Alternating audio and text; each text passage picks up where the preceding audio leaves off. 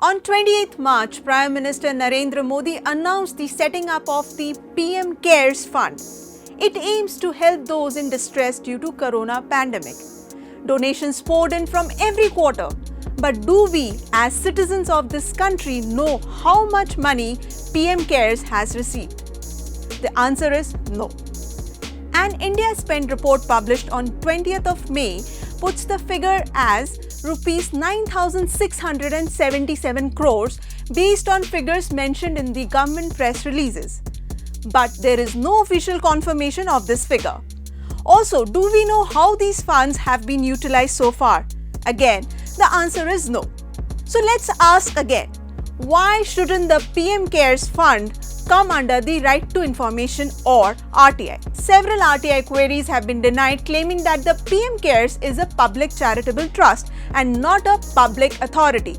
Okay, so first let's look at the definition of public authority under the RTI Act. And I quote, any authority or body or institution of self-government established or constituted by notification issued or order made by the appropriate government. Unquote. Given this definition, there isn't one but 5 reasons to show that PM CARES is a public authority and is liable to share information under RTI. Reason number 1. PM CARES was set up by the government. How do we say this? Well, firstly, the setting up of the PM CARES was notified to the public on 28th of March by the Ministry of Corporate Affairs, saying, and I quote, the Government of India has set up the Prime Minister's Citizen Assistance and Relief in Emergency Situations Fund, unquote, which means the Government of India has control over it. Secondly, the office of the PM CARES Fund is in the Prime Minister's office in Delhi. Third, just like the PM is the chairperson of the Prime Minister's National Relief Fund or PMNRF, the Prime Minister is the chairperson of the PM CARES Fund as well. In 2007, the then Chief Information Commissioner Wajahat Habibullah passed an interesting order about the Prime Minister's National Relief Fund. He said, since PMNRF information is held by the PMO as a public authority, they are obliged to share it with the citizens under the RTI Act. Going by same logic, PM CARES should also come under RTI since it is also controlled by the Prime Minister's office. Reason number 2. Use of government machinery to promote PM CARES. On the 30th March, PM Modi, at a video conference with the heads of the Indian missions across the world, advised them to publicize the new PM CARES Fund to mobilize foreign donations.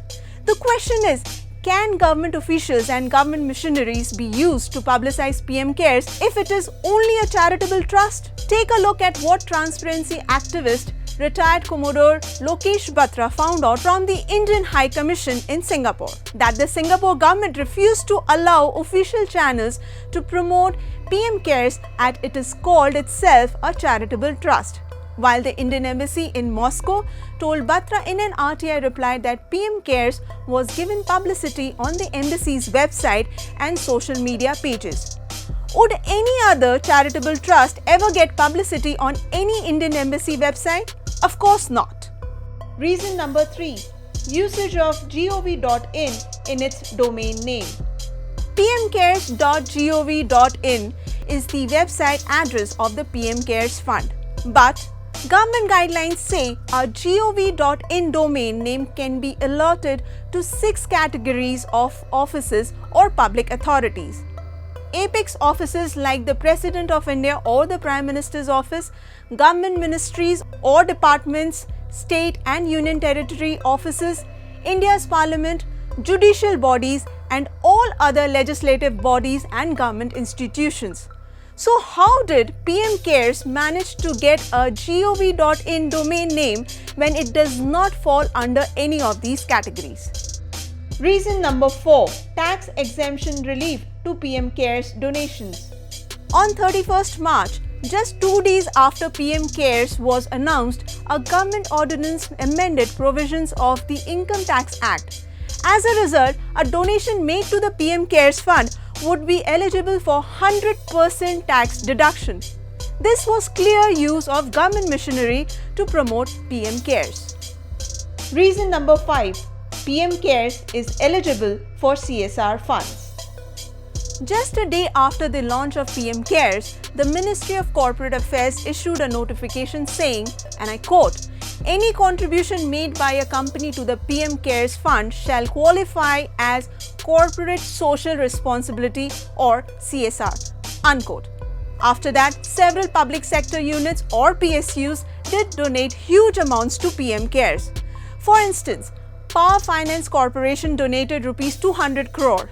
Multiple public sector banks and enterprises under the Finance Ministry together donated over 200 crores as CSR funds to PM CARES. Now we know PSUs come under RTI and are liable to share information under RTI. In that case, why not PM CARES? Former Chief Information Commissioner Wajahat Habibullah even told the Quint, and I quote, "Whether PM CARES come under RTI or not, any contribution to PM CARES by PSUs does come under the RTI." Unquote.